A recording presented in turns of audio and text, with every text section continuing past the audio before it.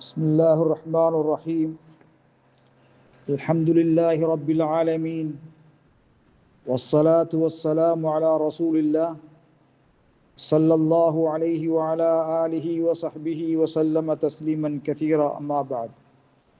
கண்ணியத்துக்குரிய சகோதரர்களே, பெரியார்களே, இன்றைய எமது ஜனாசா சம்பந்தமான தொடரிலே இன்றைய பாடம் உஜூபு உஸ்லில் மையத்தில் முஸ்லிம் வ தக்ஃபீனுஹு வ தஃபனுஹு.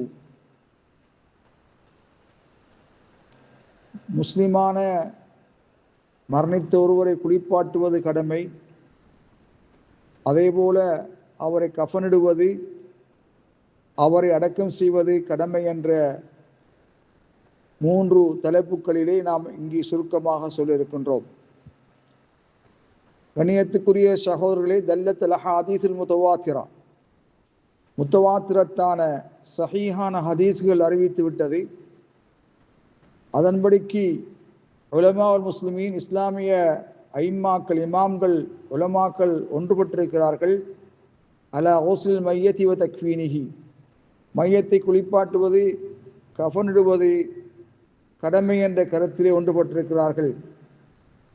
கண்ணியத்துக்குரிய சகோதரர்களே, இப்னு அப்துல் பர் ரஹிமஹுமுல்லா அவர்கள் கூறுகின்ற பொழுது, ஒசுல் மௌத்தா கத் சபத பில் இஜ்மா, மரணித்தவர்களை குளிப்பாட்டுவது இஜ்மாவின்படிக்கு அது உறுதியான ஒரு விடயமாக இருக்கும்.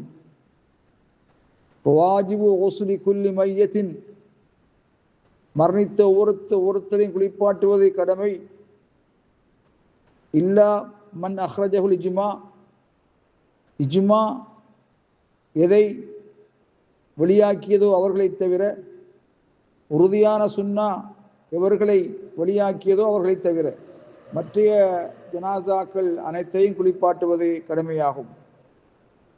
கண்ணியத்துக்குரிய சகோதரர்களே, இமாம் நவவி ரஹ்மத்துல்லாஹி அவர்கள் கூறுகின்ற பொழுது, இன்ன தக்ஃபீன வாஜிபுன், கஃனிடுவது கட்டாயம். ஓ இஜ்மாஉன் ஃபி ஹக்கில் முஸ்லிம், ஒரு முஸ்லிமுடைய கடமையிலே ஒன்றுபட்டதொரு காரியமாக இஜ்மாவாக இருக்கும்.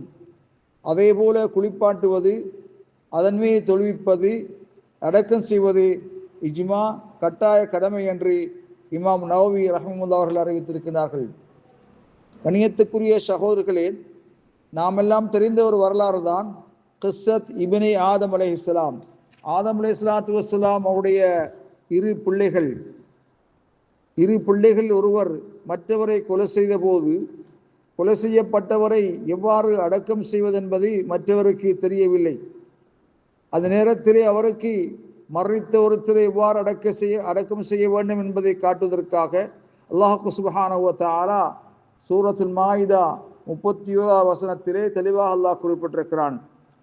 فَبَعَثَ اللَّهُ غُرَابًا يَبْحَثُ فِي الْأَرْضِ لِيُرِيَهُ كَيْفَ يُوَارِي سَوْءَةَ أَخِيهِ قال يا ويلتى أعجزت أن أكون مثل هذا الغراب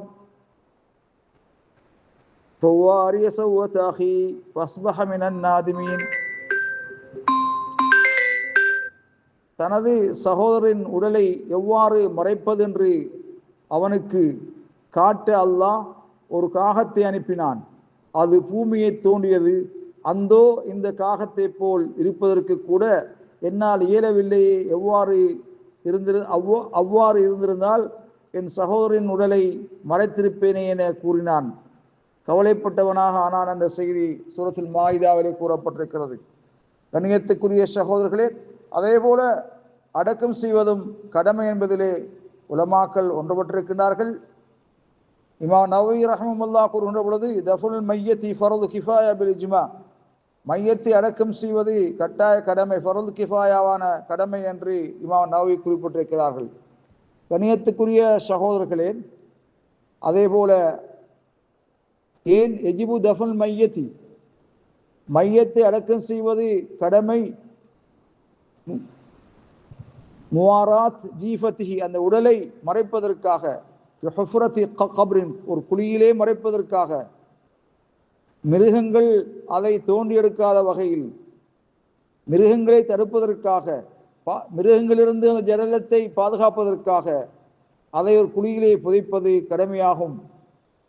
அதே போல வெள்ளப்பெருக்களின் மூலமாக ஜனாசாக்களை மையங்களை வெள்ளம் எடுத்து செல்லாதிருப்பதற்காக அதை புதைப்பது குழியிலே வைப்பது கடமையாகும்.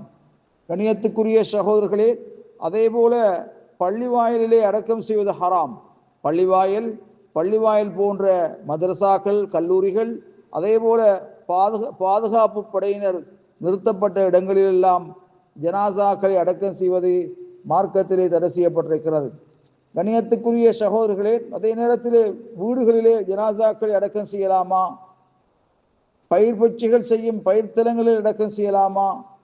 இது போன்ற இடங்களில் அடக்கம் செய்வதற்கு மார்க்கத்தில் அனுமதி இருக்குதா என்று கேட்டால், மார்க்க அறிஞர்கள் அதை மக்ரூஹு, வெறுக்கத்தக்க செயல் என்று குறிப்பிட்டிருக்கிறார்கள். யாராவது தனது வீட்டிலே அடக்கம் செய்யப்படுவதற்கு வசியத் மரண சாசனம் செய்திருந்தால் அவருடைய வசியத்து செல்லுபடியற்றதாக இருக்கும். வல் கபரு வல் மக்பரத்து அஃதலு பில் இத்திஃபாக், எல்லா இடங்களையும் விட மையவாடி ஏற்றமானது, சிறப்பு என்பதிலே உலமாக்கள் ஒன்றுபட்டிருக்கின்றார்கள். கணியத்துக்குரிய சகோதரர்களே, நபிமார்களை பொறுத்தவரையில் நபிமார்களுக்கு பிரத்யோகமான சட்டம் வந்திருக்கிறது. அவர்கள் மரணித்த இடத்திலே அடக்கம் செய்யப்பட வேண்டும் என்பதற்கு சஹீஹான ஹதீஸ் வந்திருக்கின்றன.